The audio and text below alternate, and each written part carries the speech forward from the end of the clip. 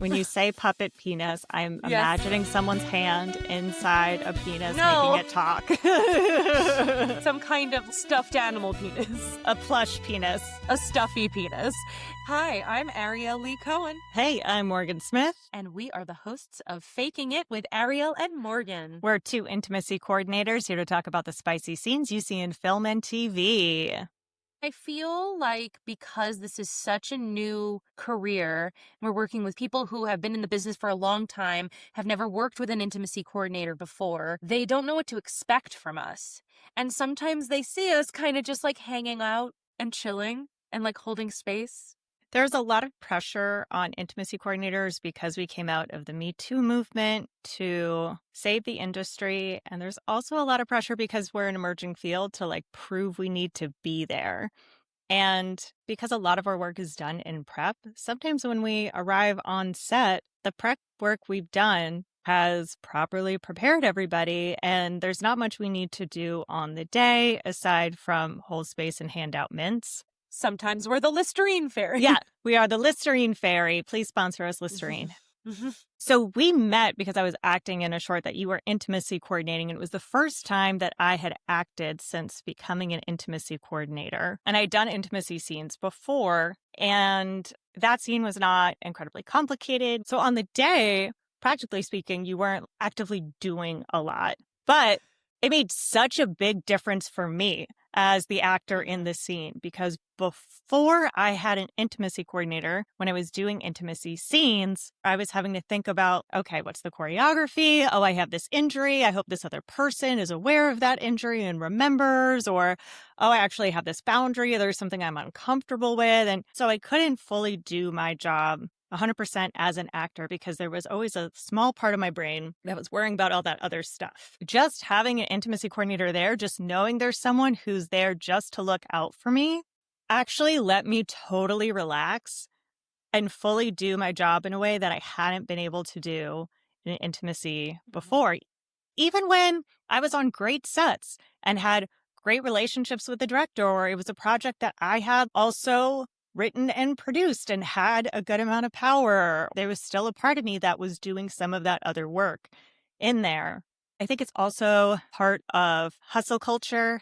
We feel like we need to actively do something all the time and really show that we're working in order to feel valid and prove something. The sort of puritanical, like, must contribute, must do, it can actually cause problems because then you can be too overactive, you can overcorrect, and you can like get in the way of things. And you never want that to happen. You want to facilitate the flow so it's even more efficient. So I created what I've now called Ariel's sanity list. Oh. And this is a reminder to myself of the absolute baseline of what a good job looks like for an intimacy coordinator. Number 1, is everyone safe to your knowledge? You're doing an amazing job. Does it look like boundaries are being maintained and adhered to? Great, you're doing a great job.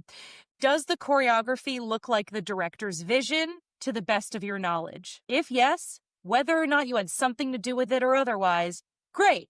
You're doing a great job. You're supporting the director and the actors are safe and everyone is okay with what's going on. The bonus is, are people happy? It is a bonus if people are happy, if people are having a great time. There's so much more we can do. There's so much more we can facilitate and assist with. We can do choreography. But these are like the baseline, not just doing your job, doing a good job. There are times the stunt coordinator comes on set and it's first scene where someone just like trips and falls or picks somebody up. And it's something that's really minor. And if the actors have experience with stunts, they might feel pretty good about doing it without much input from the stunt coordinator themselves. And in that case, the stunt coordinator is really just there, just in case, because part of their job is safety, just as it is with us. And the thing with having a job where part of it is safety is you don't always know that you need us until after we've filmed the scene. Yeah.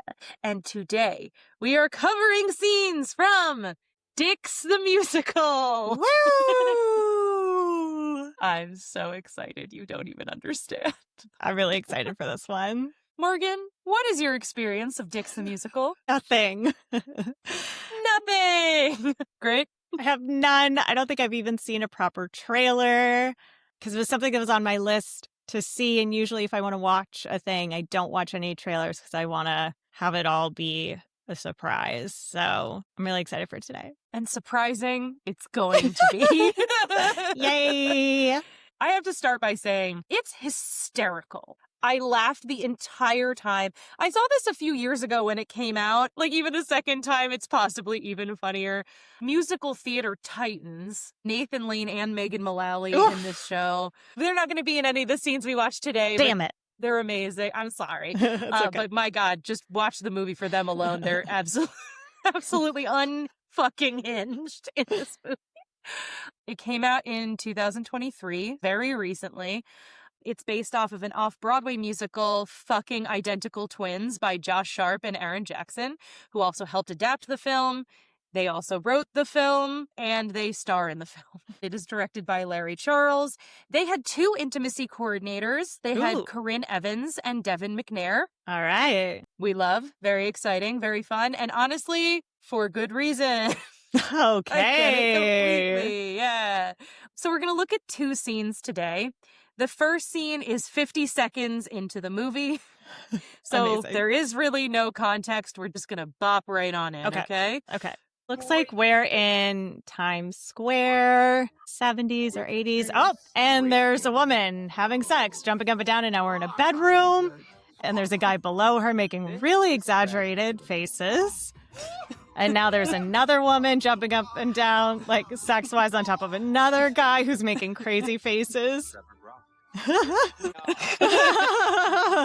Their faces are crazy. Okay, and now we have Bo and Yang, who is God. Okay, now, it looks like he was stimulating himself, but he was just picking up a weight. Great.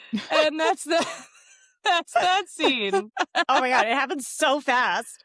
So much happening so fast. I'm like, okay, I said jumping up and down. I meant thrusting on top of their partner. It was going by so fast and I couldn't keep up. It's so silly.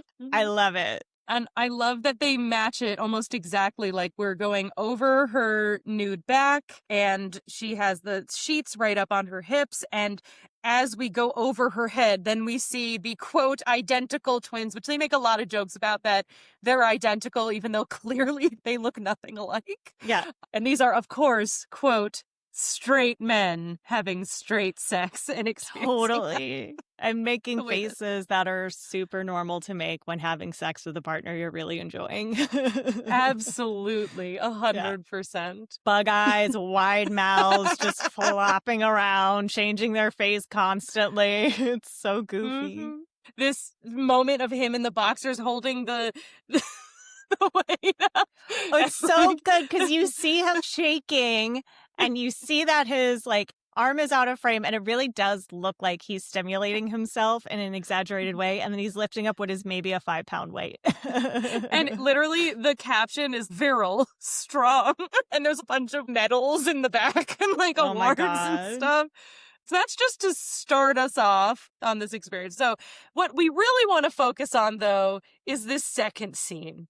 Craig and Trevor, who are 2 straight, womenizing, misogynistic business salesmen who are, unbeknownst to them, identical twins separated at birth by their parents, a la The Parent Trap. Amazing.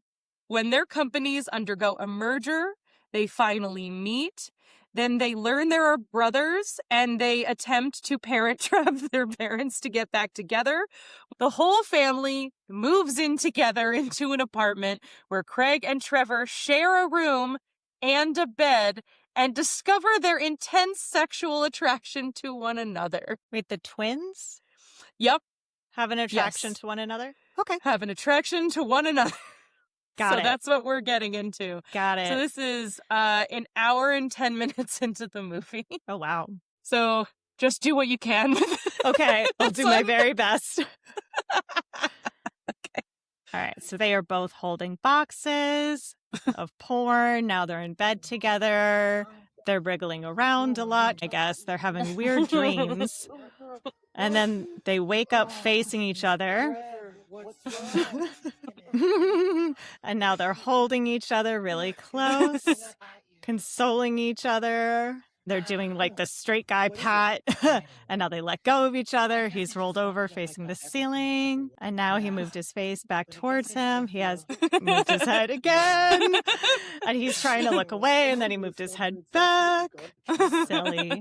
It's very stupid. I love you, crap. Oh my God. Looking deeply into each other's eyes. It looks like they're having a sleepover.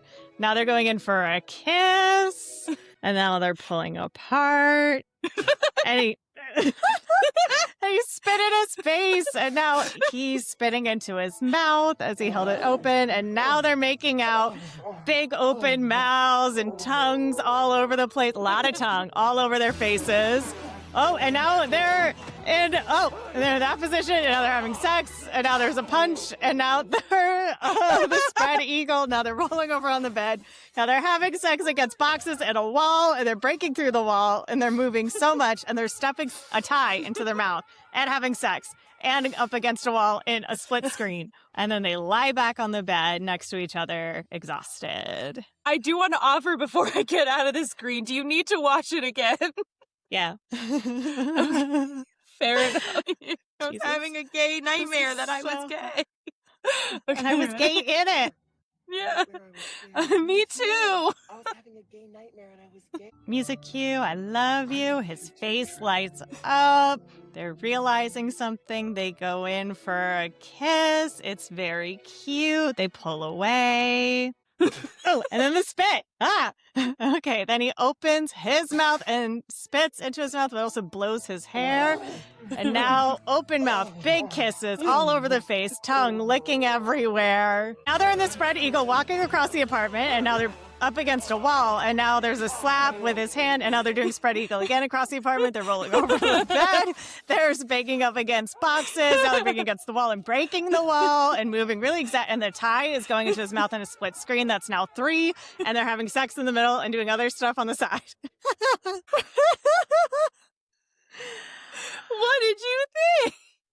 I think I got it all. It's the silliest thing. I love how exaggerated everything is. I love the range of positions we get. This is the least uncomfortable I've been watching an incest scene, so props to them. I don't know why that is, because I'm very aware that they're supposed to be twins.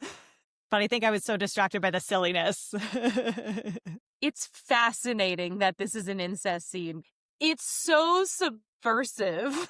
They're trying to make such a shocking, crazy scene that it's so over the top that it kind of comes back around and works. I don't know what modesty garments they're wearing. If we see it, it's so fast, them moving around. I don't know what's happening. They're 69ing while standing, and then they're having penetrative anal sex against a wall and then against the bed, and they flip over the bed, and then they're like doing cartwheels almost. But for me, my favorite moment is this part where they just spit at each other. Oh my God. That's something that happens in like porn. The first time these two star-crossed lovers get together and they start with the sweet kiss, and then the spit is just like a perfect slap in the face of that vibe. I love a messy, big tongue makeout. Kind of reminds me of Wet Hot American Summer with Paul Rudd and Elizabeth Banks. The way that they make out, and their mouths are the most open, tongues are all the way out all over their faces. It also reminds me of They Came Together, also Paul Rudd. Yes. Oh, when they're for sure. bouncing for sure. all over the apartment. Yeah, Just with on Colby coordinators. Smulders. That scene was nuts. This scene is cool because, I mean, minus the incest elements, which we'll get to, there's not a lot of simulated sex scenes that are between two queer people that are dumb. You know what I mean? Yeah, no, true. That's so true. They're either a male gaze way where they're trying to look sexy and sexual, or they're done in a way where they are supposed to be romantic and beautiful. And we've done so many of those scenes, and like kudos, they're all beautifully done for the most part. Some of them are. Queer sex can be just as silly and insane. They can make a joke out of it and still kind of celebrate it in a similar way. Like, celebration is a strong word when you're talking about incest. It would be a very different experience if they used actual twins. Totally. In the situation. I think it would Right. be Right. It wouldn't horrifying. feel campy if they had like actual twins or used the same actor twice somehow, which would be so complicated for that scene. This is like such a stretch and not totally related to what we're talking That's about, but it okay. is a very real thing in the queer community. There are some queer folks whose type is someone who looks exactly like them. And I feel it kind of reminded me of that, where it's like you're just so obsessed with someone else and it's really because they look like you. Yeah, there was that episode of Broad City where Yes. Alana like Yeah. sees Aaliyah Shawkat. Yeah. Yeah. And is so into her and doesn't realize it's because they look the same. As a reminder, this was based off the off-Broadway musical called Fucking Identical Twins, the musical. Right. You know what's coming up. You might know what's going on. I looked high and low for any information about the making of this scene, about the intimacy coordinators and their experience with it, about the actors. This is yet another one of those things where the actors are also the writers and adapt the thing that they created for themselves. Right. So I'm actually like really happy they used an intimacy coordinator in this situation. I mean, I'm always happy when intimacy coordinators are used. You know that. We love to see it. But I think that's when you need one, because when you already have a specific relationship with the person that you're interacting with in a maybe sexual way, and they're your business partner, Sure. I think it's really important to keep that compartmentalized. Also, just to help that choreography, particularly that first scene moment where we have them having sex with women and they just look like they're so unhinged and not enjoying it at all. But at the same time, they make the same expressions when they're having sex with each other. So one thing that the IC probably really helped with was adapting whatever choreography they did on stage for the screen and figuring out what's going to read, especially read as like really funny, and what are things we can do on screen that we can't do on stage and vice versa. I really hope that they did the walking 69 move in the musical as well. It's just so silly. Hey, Morgan. If you were to work on a stage production of this show, handle that moment of a 69 implied nudity across the stage while moving. So there would definitely be modesty garments involved with barriers. Obviously, we have to make sure that the actors don't have any injuries or bad back or knees. Like me currently, I don't think I could do that move with another human. I could see them just like walking across the stage or the set like that.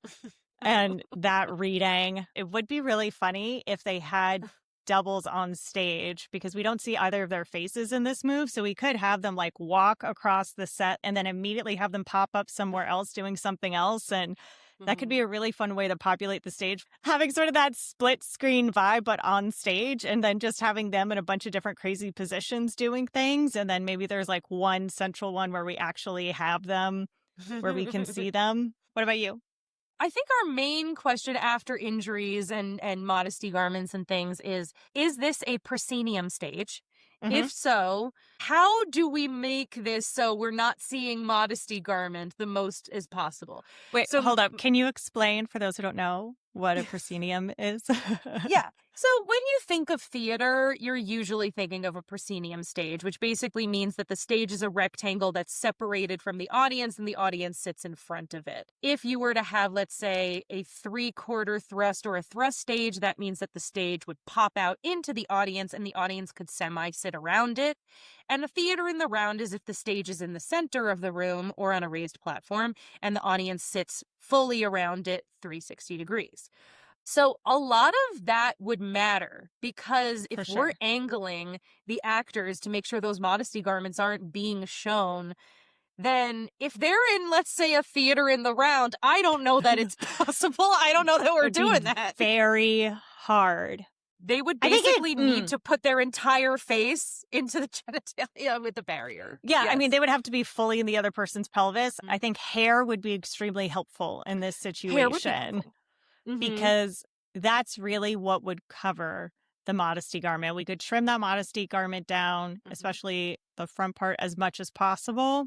Maybe even see if the actors are open to tucking, just so we have like as little smooth a surface as possible. Exactly. It's much easier to hide a Ken doll than it is an anatomically correct person. It is possible in a theater room. That's definitely the hardest situation. Proscenium, it's obviously a lot easier. The use of lighting could be really helpful in this as well. I think also just the fact that it's going by so fast can give you some grace, because even if you briefly see it, the audience might not even register it depending on how close they are to the stage, right? Because that's the other thing to consider is how intimate is this theater?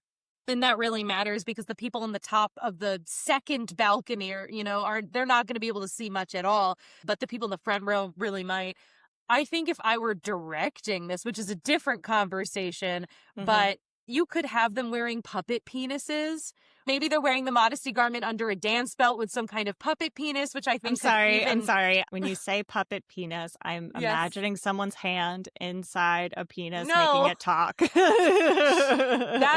That's very fair. All right, then may I just say some kind of like stuffed animal penis? Maybe that's a better way to describe it. A plush penis. A plushy penis, a stuffy penis.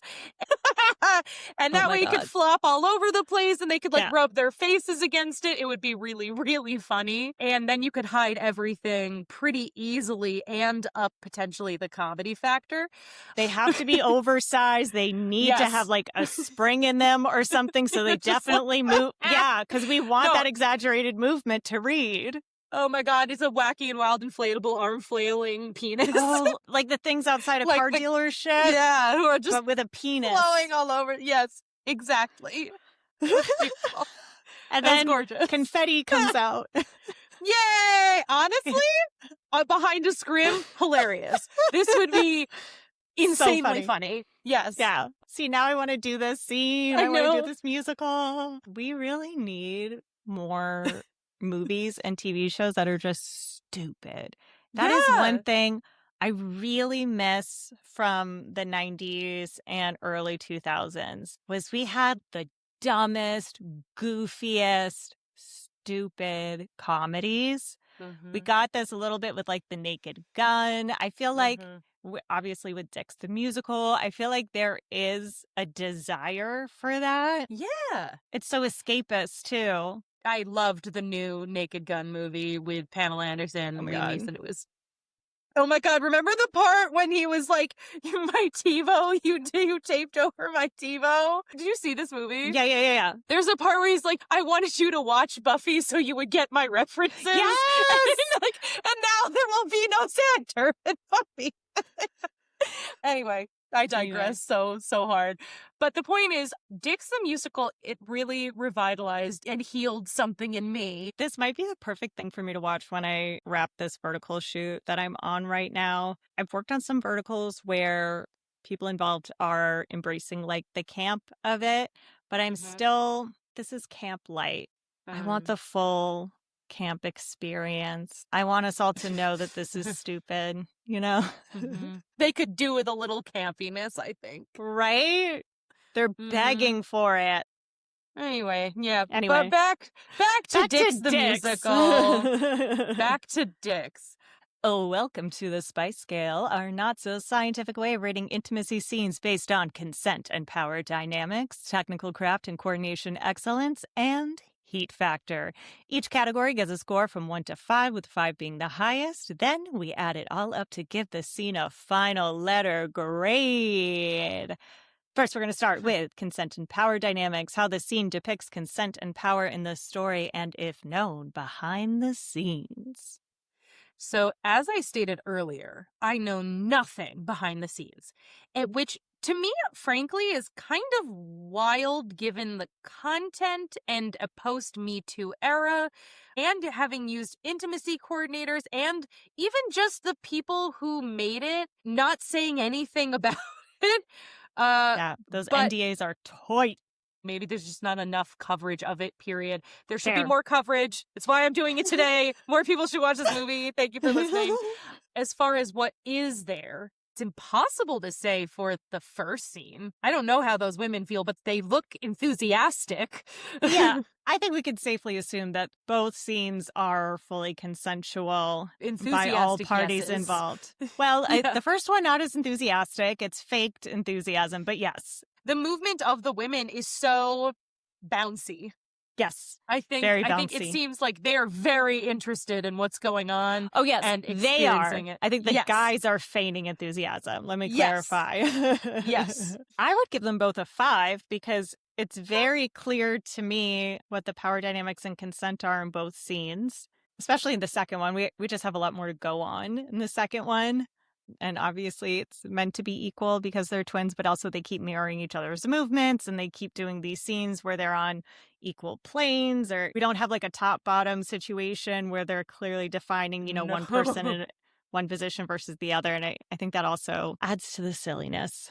Even in their business experience lives, they're supposed to be like neck and neck as far as how good of Okay. a salesman each of them is. Definitely equal power dynamics across the board. I'm cool with a 5. Cool. But I want to talk about technical craft and Yes. coordination excellence. So here's the thing. I feel like I know what you're going to say. There's a lot of movement that's not in sync, especially with the pelvises. People are just bouncing around and it doesn't seem like there's actually connection happening between the bodies. I wasn't bothered by it because it's so stupid. And I usually think it's so annoying when people are like, it's a comedy, it doesn't have to make sense. The first scene, it was so disconnected that it was like either their penises are 3 feet long or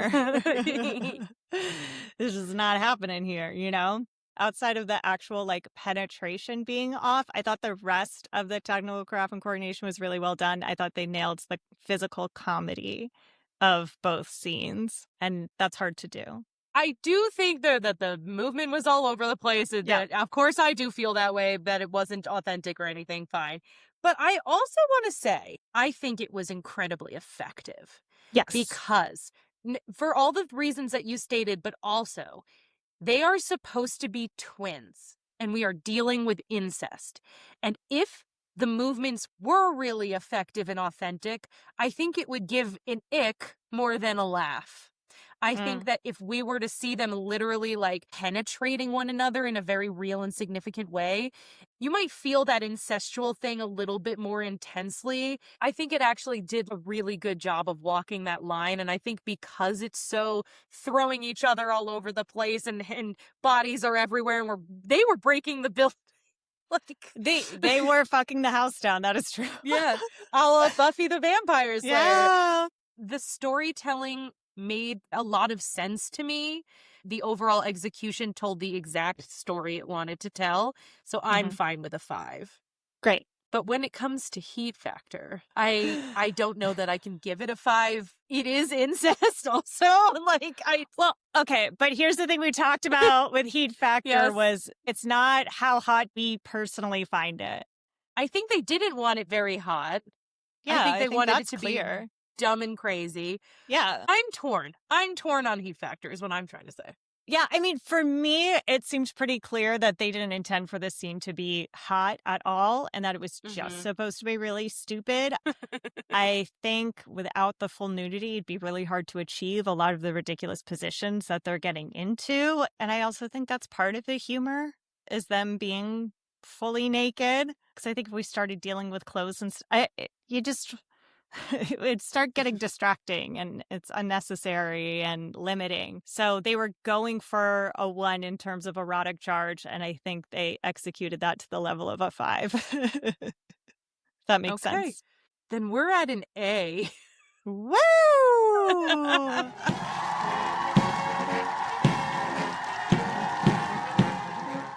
We love an ancestral A. Oh my God. Oh, that feels weird. But that's the point. I know it's the point. I know it's just the on paper fact of it. I'm like, oh. Sure. But of course, our new segment when we get an A is you have to ruin it. So Morgan, how would you ruin these scenes? One would be trying to make this sexy. I agree with you that really emphasizing the penetration would have killed it. I'm kind of thinking of, did you ever see I Love You, Philip Morris? Yeah. That first scene where we see him having sex with a guy from behind and he's sweaty and clearly penetrating this dude. And it's about the shock of him fucking a dude. I think if they had tried to do something like that with this, it wouldn't work because of the incest factor. Even though that other movie is also one that is a little over the top, I don't think that would have worked here. We would have been too conscious of the ancestral factor. I know. Removing the walking 69 would totally ruin it. I love it. It's so funny. It's hilarious. So funny. Them rolling over the bed in such a ridiculous way. Like, if we really focused on trying to like ground this in realism, it would destroy it. No split screen. If we're going to ruin it, we're in it. We're there and we're just watching it happen like beginning to end. Oh my God, it's a continuous shot. It's a oneer. It's a oneer, so we're watching the whole shot beginning to end. No cuts, just straight through. Make it 10 minutes long. Or we force these actors to become like traditionally masculine and muscular. If we gave them Marvel bodies, I think that would take away from the comedy too. Part of the comedy is they're both more slight and have these like flailing kind of awkward bodies. And also choosing actors who looked like each other would have ruined it. Yeah. First scene, seeing more of the women, having them be sexy and like touching themselves or like moaning, or the point of that first scene is not to see the pleasure of women. It's to see the lack of pleasure for the men. And so if we're focused on the woman, it would totally destroy that. It's one of the few uses of women as props that I'm really for. Yeah. And usually I say the complete opposite, but I do think in this specific situation, it would ruin it. And they feel almost interchangeable. It might even be the same actress with a wig on. I'm not sure. It might be. If it's not the same actress, they have a really similar body. They're doing a really similar movement. They're trying to make them as like neutral as possible. So we're really not focused on them at all. In that second scene with all of the sex in the world, opera is playing. And I think it gives the scene a grandeur that makes it hysterical. Yes. I think if they used sexy music or like a Barry White vibe, it would ground it too much, I think. It's so loud and so dramatic. So loud. This movie is so shocking. It's so out of control. It makes queer sex look just as silly and messy as straight sex. And that kind of normalization, I think, is really radical, actually. Any chance we get to have the full range of stories from queer people. I would say another way to ruin it too is to put more of a straight lens on it, because this clearly was not designed with the straights in mind. This is for other queer folks. We're not worried about how straight people are going to feel about this. We're not trying to make this palatable at all. I think that also is what makes it work, because I'm trying to think like if straight people made this, it would be changed in ways where it feels like it's punching down. Yes. And they're, for lack of a better term, the butt of the joke, as opposed to being in on the joke. Yes. Also, it's a musical. Everything's ridiculous in a musical. And so the sex should be ridiculous in a musical. Like, you ever see Avenue Q? That musical is like puppets having sex. It's nuts. It's hilarious. Yeah. Kudos. Good job on your A, buddy. Thanks so much for listening to Faking It. This episode's research and context was done by me, Ariel. You can find us on Apple Podcasts, Spotify, or anywhere you get your podcasts. New episodes drop every other hump day, Wednesday. If this was good for you, the best way to support our show is to follow the podcast and leave a quick rating or review. It takes less than 30 seconds, and it really helps us. This short and sweet review is from Lulu and Meow. Lulu and Meow says, I enjoy your podcast so much. Excellent interview. Yay. Thank you, Lulu and Meow. Your review can be short and sweet. You don't have to write a whole book. Tell one friend who loves spicy movie secrets about us. Find us on social media at Faking It the Pod. Want to get involved? Head to patreon.com/fakingitthepod. For just $1, you can request scenes for us to break down. For $10, you get bonus content and never-before-seen footage. And for $5, you get a shout-out like these listeners. Thank you, Lee and Kiki Brown. This episode was produced by Ariel Lee Cohen. Social media and branding by Morgan Smith. Our theme song is Faking It by Mike Getz. Credits for the film or show we reacted to are in the episode caption. Stay real, fakers.